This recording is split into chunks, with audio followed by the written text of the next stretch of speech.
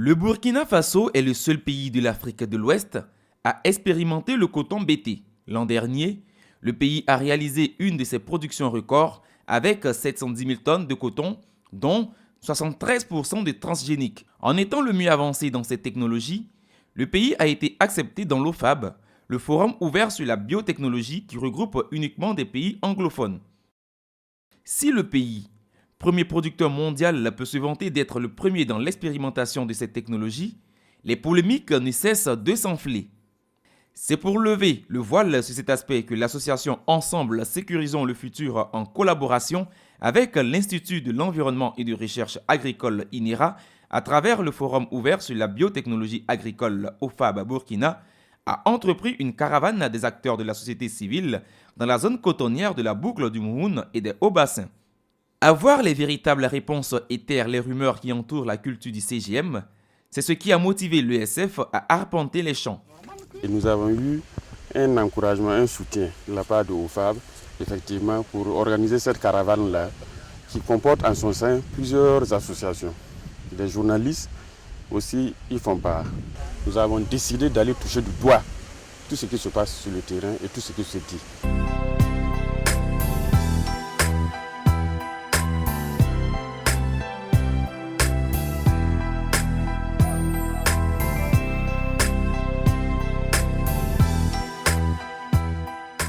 Ananga mingam kodlam tay amana yida wota min lam ananga wanki tam nyakal wala iktare yibibu la mosa ma le wotama la mam passia.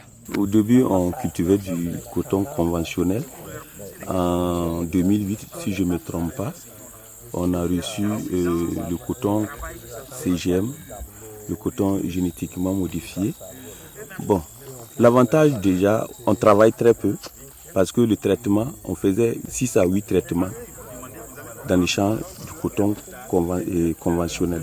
Mais avec le coton génétiquement modifié, on n'a que 2 traitements. Ça, c'est déjà un temps de gagner pendant l'hivernage. Mam koya nyawanda manshi kwatra. Mam koya nyawanda monte namba. Nkom komba. Mam koya nyawanda man boutique. Tum komba ko hudi. Tonu bilin ke woze makoba. Tonu gesam tu woze makoba. Yin la fin yi kuduga. Bare kuduga pompa ko ya wusugo. Wanga dinga pompa man kilisi wanga dinga polisi.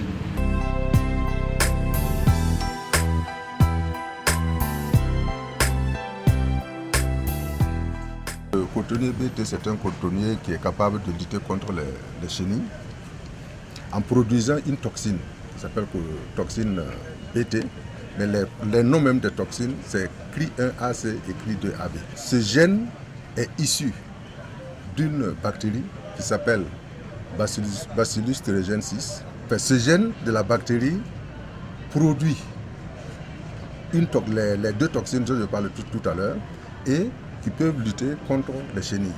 Alors, ce que les chercheurs ont fait, c'est aller récupérer le gène BT dans la bactérie et venir l'insérer dans le cotonnier. Et ainsi, le cotonnier est capable de lutter lui-même contre les chenilles en produisant lui-même la toxine. S'il pleut très tôt, ça veut dire si la campagne démarre généralement en juin, il n'y a pas de problème. Mais si la campagne démarre en juillet, réellement le coton conventionnel nous crée trop de problèmes. Parce que les prédateurs ont eu le temps de se développer et ça gâte la production. Mais avec le CGM, bon, il n'y a plus ce problème. Parce que la graine est protégée, elle est mieux encline à se défendre. Donc ça veut dire qu'elle porte bien sûr toutes ces capsules.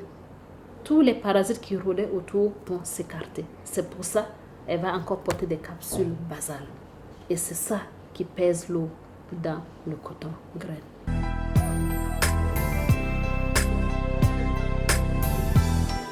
Par rapport au conventionnel, on n'a pas de difficulté, mais le problème qui surgit maintenant, c'est la commercialisation du coton CGM que les agriculteurs disent aujourd'hui que la qualité des fibres ne sont pas tellement bien.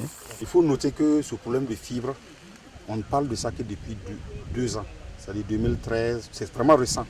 Ce qui veut dire que 2008, 2009, 2010, on avait quand même du matériel stable et que ce phénomène est arrivé après. Donc c'est un processus qui est arrivé. C'est vrai, ça porte un coup dur sur la qualité du produit final. C'est dû au fait que le donneur des gènes BT ont des fibres courtes. Et donc, comme le Burkina, au lieu de prendre des variétés qui viennent d'ailleurs, a préféré plutôt prendre la technologie pour l'insérer dans les variétés burkinabées. Donc nous avons fait un processus de back-cross.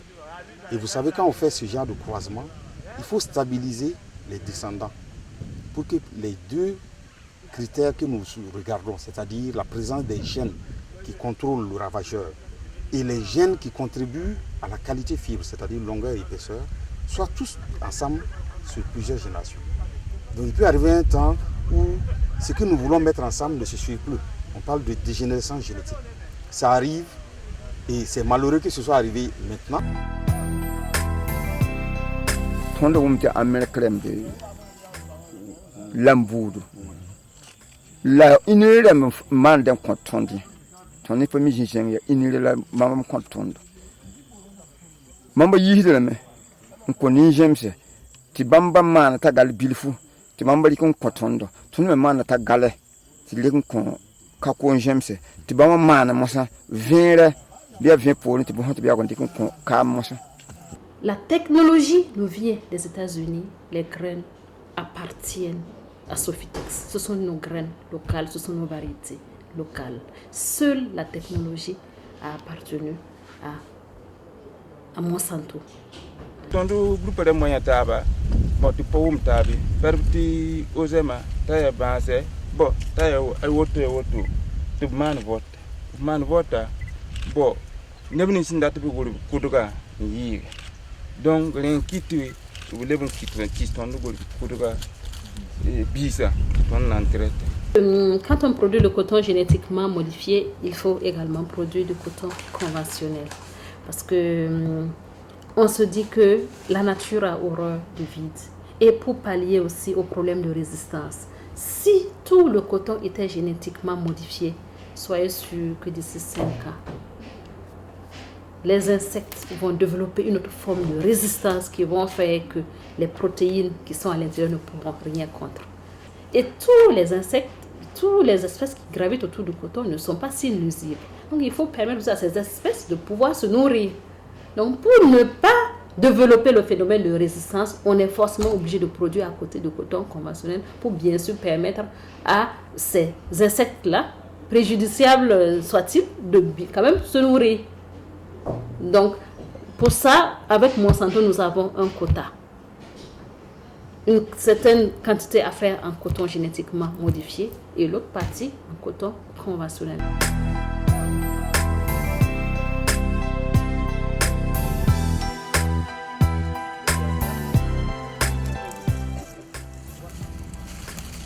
Ce que nous avons vécu comme expérience hier et aujourd'hui, il se trouve que la vérité, la vraie vérité se trouve au niveau des paysans. Parce que nous sommes venus, on a laissé libre cours à tout un chacun de poser toutes les questions qu'il sait afin d'avoir les véritables réponses.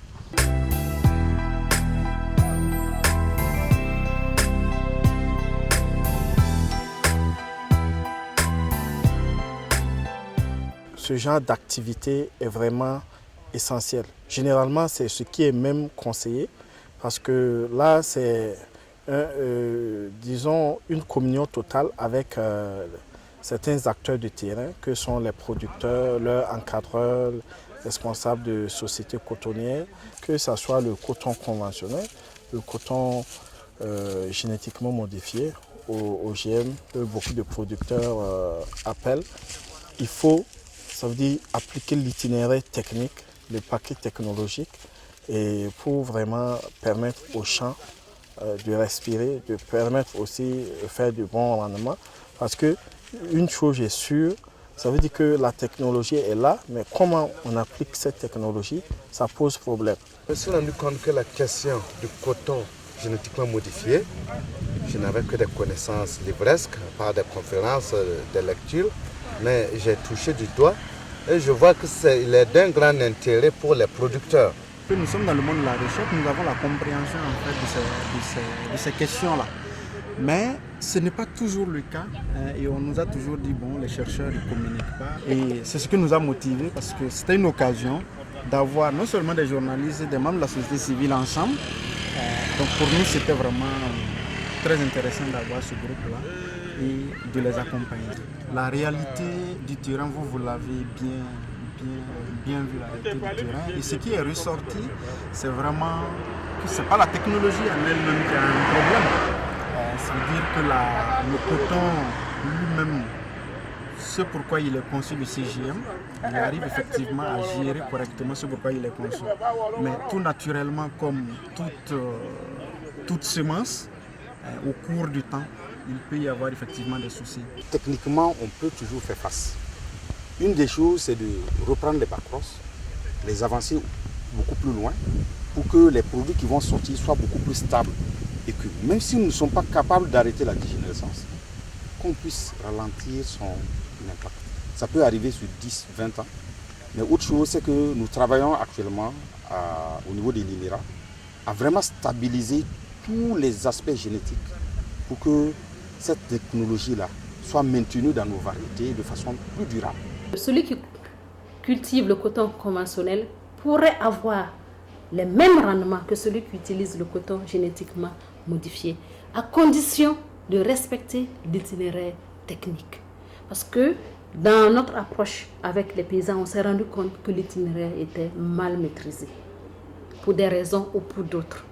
Alors, pour celui-là qui utilise le coton conventionnel, la seule différence, c'est l'utilisation massive des pesticides, ce que nous voulons vraiment éviter. Sinon, si l'itinéraire est bien respecté, il va obtenir aussi bien que celui qui a utilisé le coton génétiquement modifié. Celui qui utilise le coton génétiquement modifié doit savoir qu'il y a des contraintes. Il y a aussi un itinéraire à respecter. Du fait que le coton génétiquement modifié soit protégé, il a besoin d'être mieux entretenu pour pouvoir conserver tous ses organes fructifères. Si cela n'est pas le cas, celui qui utilise le coton génétiquement modifié perdra, gagnera moins que celui-là même qui a utilisé le coton conventionnel et qui a su bien entretenir son champ.